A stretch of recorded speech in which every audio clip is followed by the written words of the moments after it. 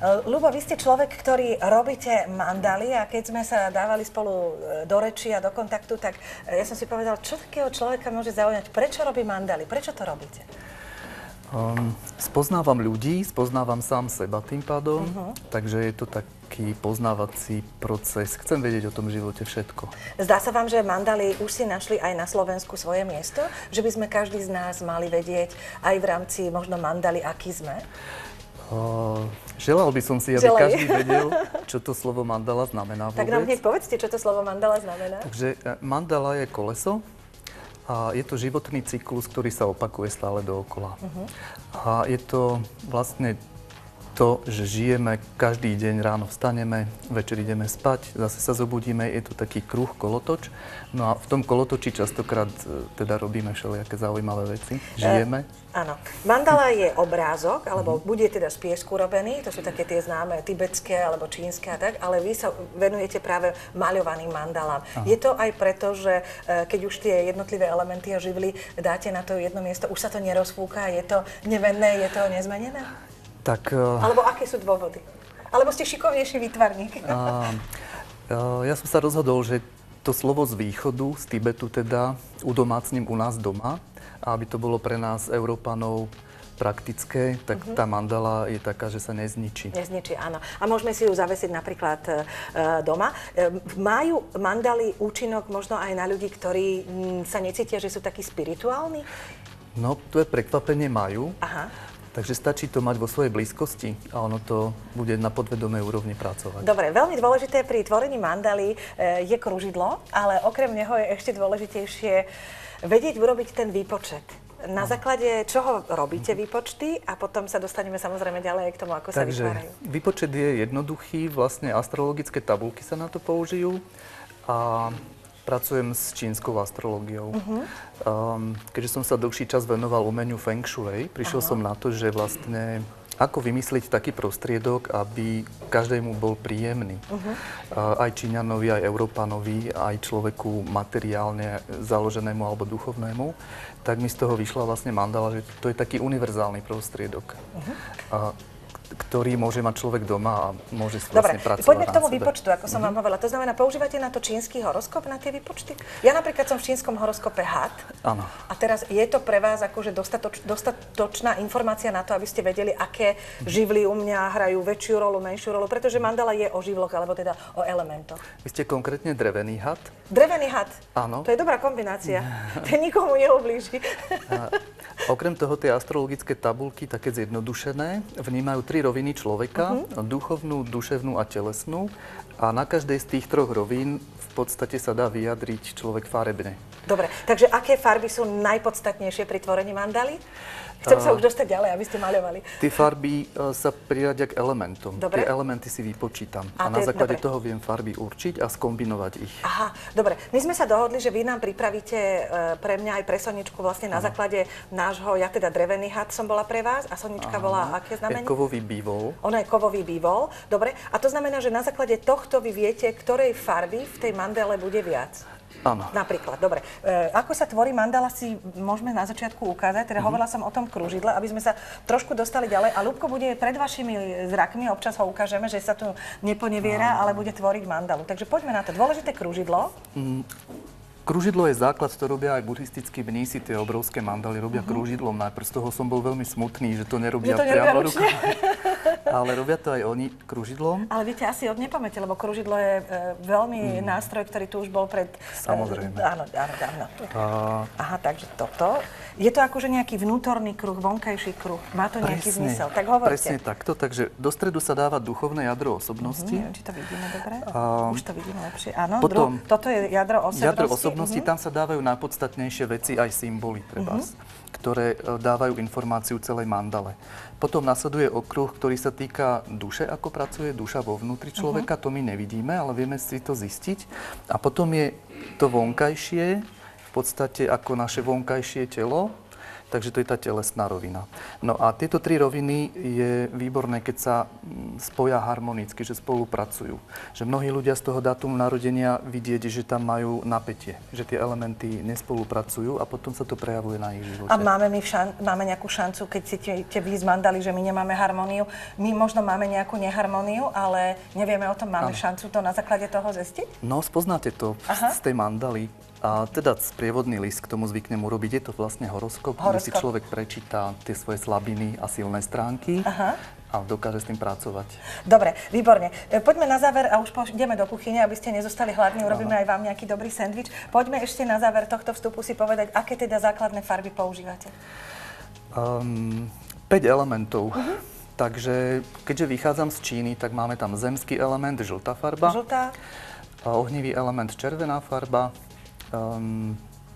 Drevený element, zelená farba, vodný element, čierna alebo modrá. Aha, čierna alebo modrá. Takže toto je vlastne voda, táto čierna mandala. A napokon zostáva ešte kovový element, to je biela alebo zlatá farba. Výborne. Tak naznačili sme, aká je naša dnešná téma.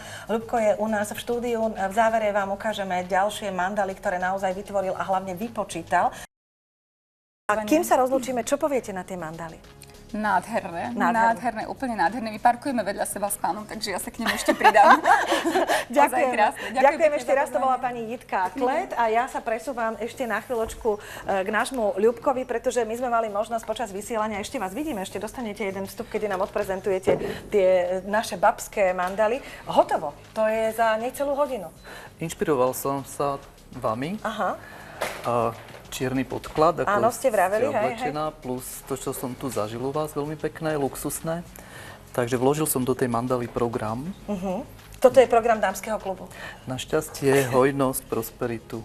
Našťastie, hojnosť, prosperitu. Ďakujeme za celý tím. A poďme si povedať, Ľubko, že či sú mandaly iné pre mužov a iné pre ženy. Či je v tom predsa len nejaký rozdiel, alebo tie farebné elementy sa využívajú rovnako pri mužskom aj ženskom pohlaví? Tak nech je teda rovnoprávnosť, rovnako. Dobre. A tam by som rozlišoval, keďže tie základy tvorby spočívajú v tej čínskej filozofii, tak sa tam hovorí o yangovom princípe a yinovom, teda mužskom a ženskom. A teda ideálne to je, keď sú v rovnováhe. Takže sklamem vás, teda ženy nie sú iné ako muži. Áno. A častokrát ženy v sebe majú veľa toho yangového mužského princípu. To by sa ťažko malovalo. A zase opačne, muži majú čo to aj z toho ženského. Áno, áno. Ja vrátim sa trošku na začiatok, aj keď ešte sa predsa len pri tom pristavíme. Ktoré z tých elementov máme my ľudia najsilnejší, alebo ktorý býva taký z vášho pohľadu najemočnejší? Alebo sa to nedá na základe tých výpočtov? Musíte mať už nejakú skúsenosť, že keď vypočítavate niekomu mandalu, tak sa ukáže, ja neviem, že veľa je tam duševného, alebo naopak to zdravie, alebo neviem, ktorý z tých elementov je z vášho pohľadu taký najsilnejší. Trošku to rozdielme. Dobre.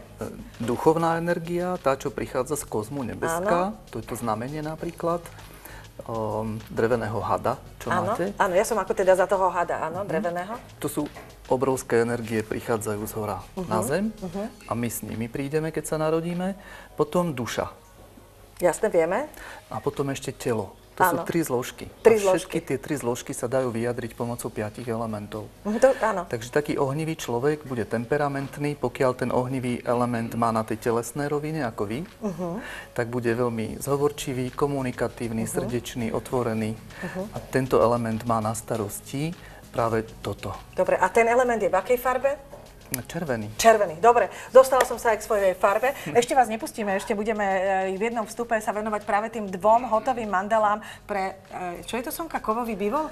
Áno. Pre kovového bivola a drevenú hadicu, teda pre mňa ako dreveného hada, ale ešte predtým na chvíľočku prejdeme do kuchyne a potom ešte k pani doktorke. A vy nech sa páči, ešte pracujte.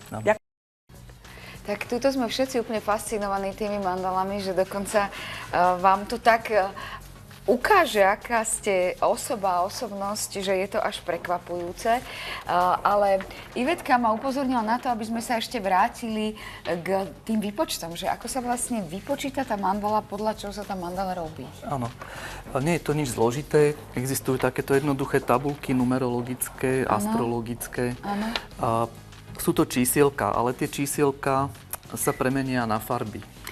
A je dôležitý rok, kedy sa človek narodil a potom teda aj dátum narodenia. To znamená, že tuto vy máme. Vy máte. Vy máte rok. Máme. Tuto máme dátum narodenia. Podľa toho nám vyjde jedno nejaké trojčíslie a to už vy viete vlastne zaradiť ku každému číslu nejakú farbu a urobíte podľa toho tú mandalu.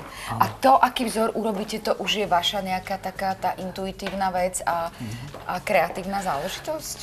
No, určite do veľkej miery áno, ale ešte aj tie vzory vychádzajú z tých čísel. Takže aj tam je istý systém je v tom. A teraz počkaj, ešte nie, lebo veľmi dôležitá otázka je, kým to takto dvihneš, že kde je dobre zavesiť si tú mandalu? To sme mali pripravené. Aby mala tú takú tú funkciu, tú silu. Tak vedel by som vám to dlho rozprávať odborne, že kde presne by mala visieť, ale úplne najlepšie, čo mám osvedčené, je, že sa spoľahnete na svoju intuíciu a zavesíte si ju intuitívne tam, kde to najviac to znamená, cítite. že najlepšie je, aby sme ju zavesili intuitívne. Ty tu upratuješ. Nie, ja to nepratuješ. To sú naše mandaly. Ja sa chcem konečne k tomu dostať, lebo tie sme ešte nevideli. A túto si schovala, dobre? No to, aby sme to mohli ukázať. Takže, Ľubko, prosím vás, ktorá je Sonička, ktorá je Ivetka? Ktorý je ten chudý či drevený had a ktorý je ten... Ja som kovový bivol. Tak kovového bivola máme tuto.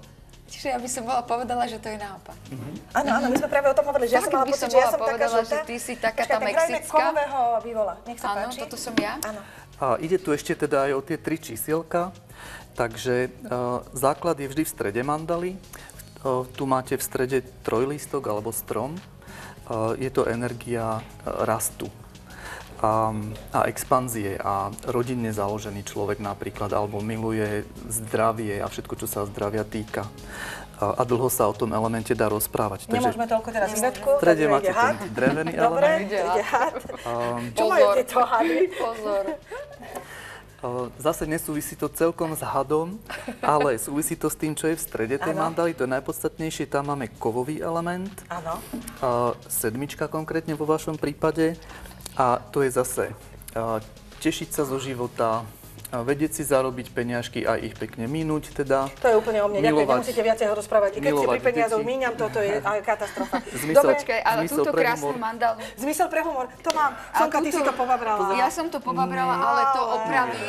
Ľuboš to opraví, pretože to je mandala. To je naša dámsky klub, to nám hovoril. Áno, to sme už hovorili, to ti stále ukazujem, že to sme už hovorili. Ale ja som bola v kuchyni. Nevadí, ale zase si dobre navarila. Ľubko, ospravedlňujem sa. Prsty umieme. Ale to je možno dobré, aj vy sa dotknite, nech je to vaša energia tam. Tam je naša energia. Dobre, tak je to aj moja energia a je to... Tak a ešte si tú energiu treba ešte raz ďakujeme. Ďakujeme aj za krásny obrazok. Toto je vraj atmosféra dámskeho klubu totižto. A predstav si, že na čierno, ale vraj to je úžasné. Áno. Čo bude zajtra?